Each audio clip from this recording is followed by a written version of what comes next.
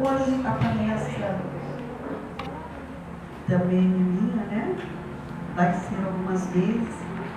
Eu costumo fazer, mais ou menos, né, na medida das nossas possibilidades, uma palestra de vez em sempre. Vou me perguntar, eu adoro fazer palestra? Eu adoro. Eu adoro me comunicar. Eu acho que isso é um dever, né? Divulgação espiritística com uma caridade sem fim. Então hoje eu trouxe aqui o tema do nosso lado. Vocês viram que eu estou andando melhor? Eu já estou adorando. Eu dei uma caminhada hoje. Show. Então hoje eu trouxe um pouquinho de algumas pinceladas do filme Nosso Lar, que na verdade costuma, né, as suas imagens costumam retratar as descrições do livro Nosso Lar, para mim com muita propriedade. Então eu vou passar, né, com mais rapidez, e então para que nós possamos tirar algum proveito, e eu faço dessa palestra a nossa singela homenagem a Chico Xavier. Em primeiro lugar, é importante nós sabermos que esse livro ele foi escrito em 1943 e editado em 1944, e ele foi, na verdade, houve uma preparação muito grande para que esse livro fosse escrito, por conta do seu conteúdo inovador. E esse espírito, aqui denominamos André Luiz, ele é, claro, um pseudônimo. E ele conhece Chico, e ele se aproxima pela primeira vez no quarto onde ele estava, e ele diz que ele editaria para o Chico uma obra bastante importante. E ele diz qual é o seu nome e tudo mais. Chico estava ali no nome. E ele diz que não teria importância no nome. E aí o irmão do Chico estava na cama ao lado e pergunta: você quer um nome? Então como chama? Aquele que estava deitado, que era o sobrinho, na verdade, do médico, ele disse: André Luiz, então é o meu nome, André Luiz. E assim, essa obra, na verdade, ela faz parte dessa série, né? Da série Vida no Mundo Espiritual, e é a primeira. E realmente existem muitas controvérsias sobre quem seria André Luiz. Alguns dizem que é Carlos Chagas, outros dizem que é Oswaldo Cruz, e outro ainda, o neurologista Faustino Esposel. Valdo Vieira e Geraldinho Lemos nos diz que se trata de Carlos Chagas. Entretanto, nós não podemos opinar. Deixemos o tempo passar. Então, é importante dizer que as cenas, quando são desenhadas, são trazidas desse livro, né? Na verdade, de Iegorina, e nessa cidade do além, e imagens do além. E então são as fontes as quais nós colocamos aqui, tá? E é importante, aqui eu vou passar, que eu vou passar. É importante nós sabermos que o Nosso Lar é uma colônia fundada por portugueses no século XVI, e essa colônia ou cidade está sob o céu do Rio de Janeiro, né? E é importante sabermos que existem lá uma arquitetura muito bela, muito linda, de edificações majestosos. E essas edificações, na verdade, foram pensadas nos seus departamentos de acordo com os dados colhidos numa colônia vizinha, que é a Alvorada Nova, coordenada por Caibar Chute, e lá o nome é departamento, e a governadoria de Nosso Lar optou por falar ministério. Então nós temos lá, né, o Ministério da Regeneração, do Auxílio, da Comunicação, Esclarecimento e Relação Divina. Cada um tem 12 ministros, mas os 12 ministros que tem são pessoas que, na verdade, lá existe uma rigidez muito grande, no mundo espiritual todo, existe uma rigidez muito grande com relação à carne. Não existe favorecimento. As pessoas estão lá por trabalhar, pelo trabalho, pelo exemplo.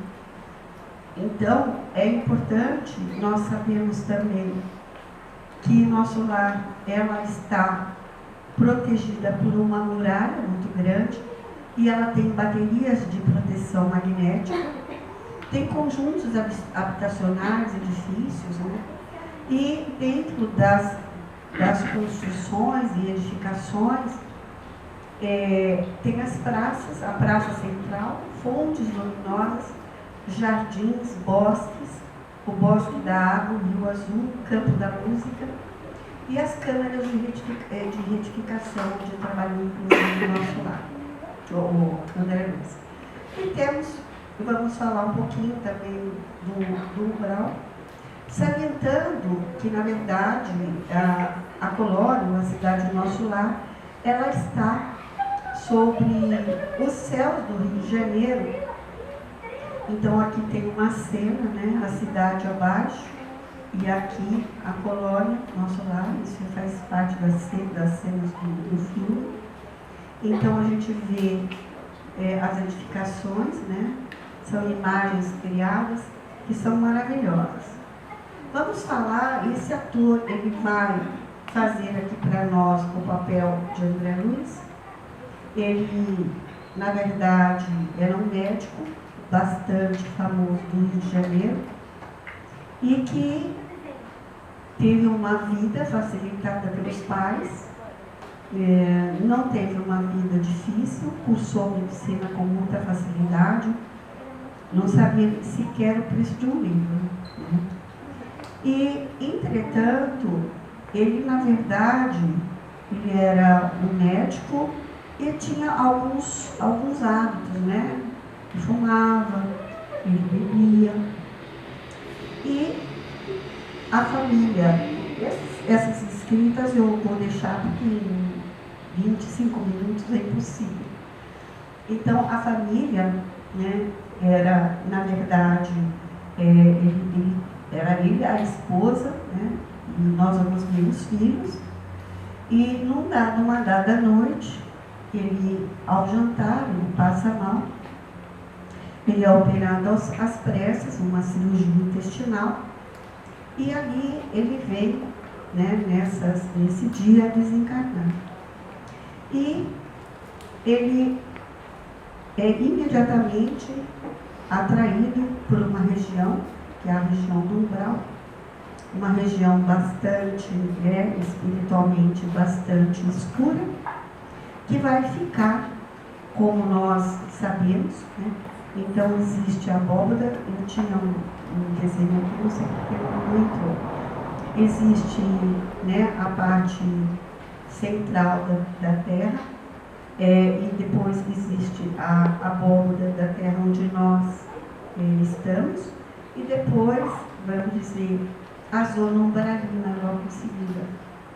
E essa zona, é importante falar que não existe comparativos querendo falar assim, que existe essa terra, é uma terra de punições.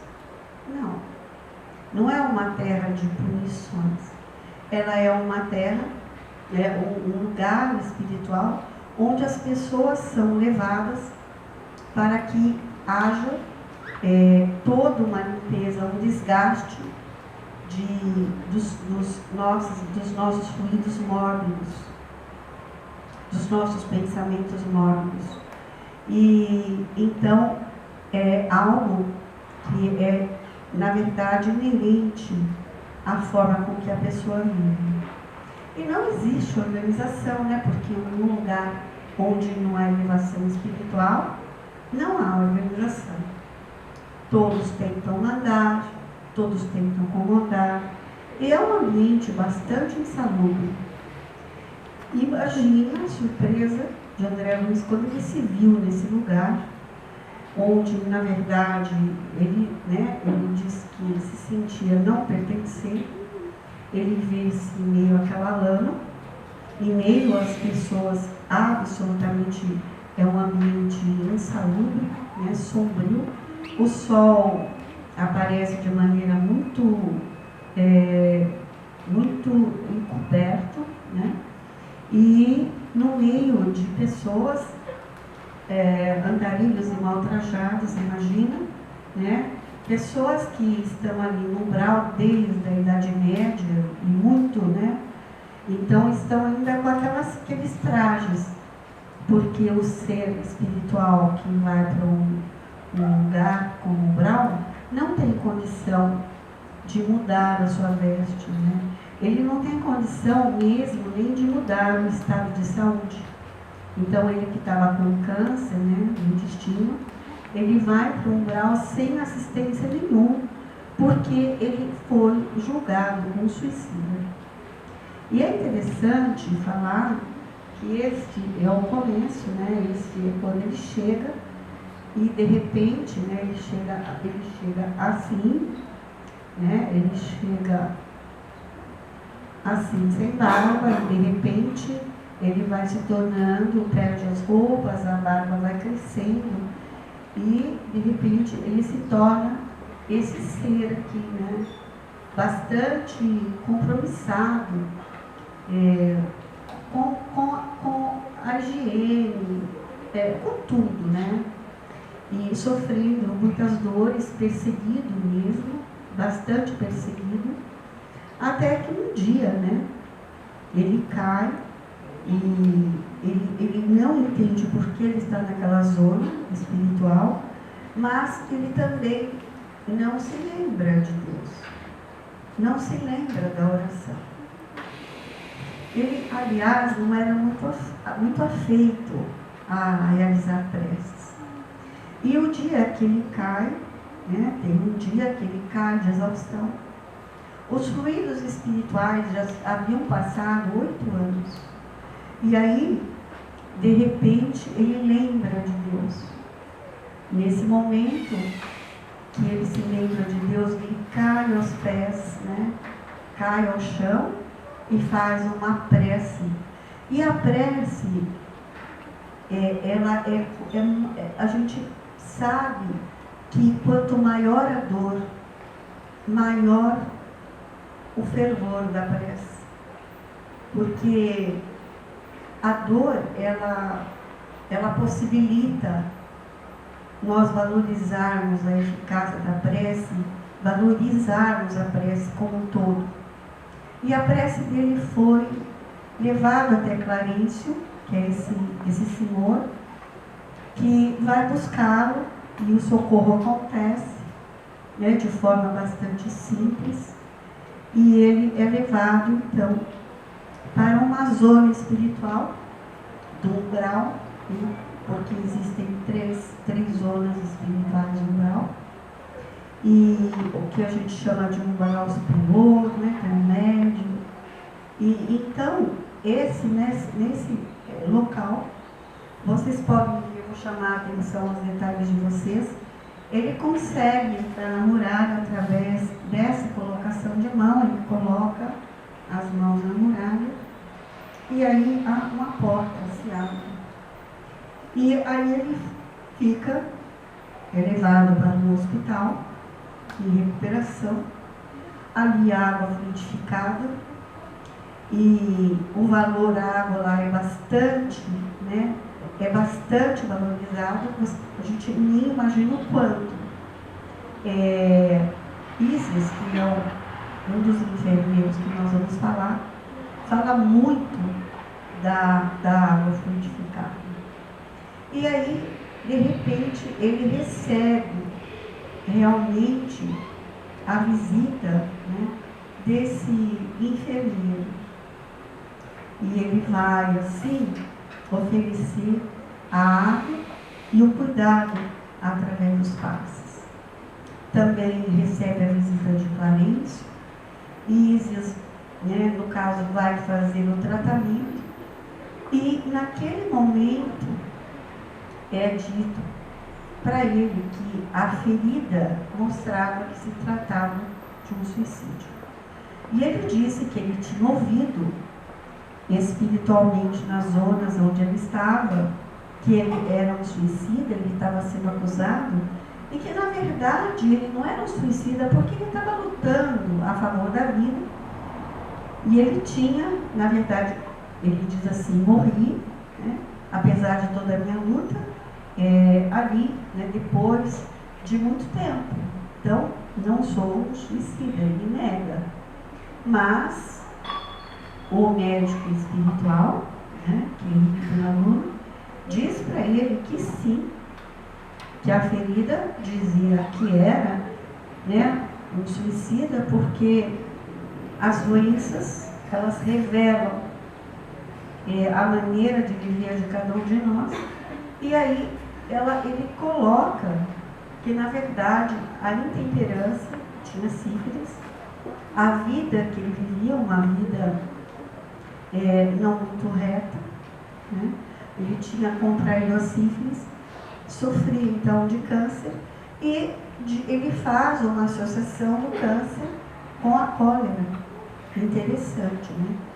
E aí ele começa a ser tratado, tirar essa substância por cooperação magnética, né, de Ísis, que era um enfermeiro, e assim, até o momento que ele se vê bem, né, principalmente após ele tomar, né, a água, ele se sente bastante vitalizado, e ele vai conhecer um pouco das dependências do nosso lar.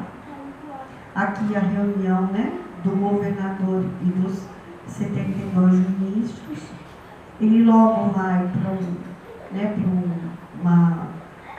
vamos dizer, um local de prece, onde eles se reuniam, e ele volta absolutamente bem. E então existem passagens no filme. O filme não está à disposição mais no YouTube, infelizmente. Eu procurei muito para passar para vocês assistirem, porque o Nosso Lar 2 vai ser lançado agora em janeiro. E então eles tiraram do ar o Nosso Lar 1 para fazer todo aquele suspense. Os cinemas vão lotar. Claro, os cinemas vão lotar. Né? Então, aí algumas cenas, algumas amostras, né, um pouco da vida de André Luiz, e aqui ele comentando da saudade da mãe, e aonde que ela estava, onde ela poderia estar. Né? Então, Isis coloca para ele, se ele estava ali, era por intercessão da mãezinha, que vivia numa zona espiritual mais elevada do que a dele. Ele, então, conhece um pouco do nosso lar, inclusive o aerobus, o aeróbus, né, como alguns falam, que é um veículo que, na verdade, gravita em torno de 5 metros do chão. Né? E aí ele faz uma visita, né, às dependências do nosso lar, e toda essa, eu penso que essas cenas do nosso lar foram bastante orientadas pelas inspirações de vários médiuns, de várias pessoas, porque a arquitetura, ela faz jus à descrição do livro, lugares lindos mesmo, né? Muitas árvores, pessoas comuns que vivem lá, porque nosso lar não é uma colônia de espíritos já iluminados, né? E por ficar exatamente na dimensão do umbral, existem zonas e dimensões mais elevadas, né? Na quinta dimensão, sexta e sétima. E então ela é uma colônia de refazimento, de trabalho e de preparação para a reencarnação igualmente.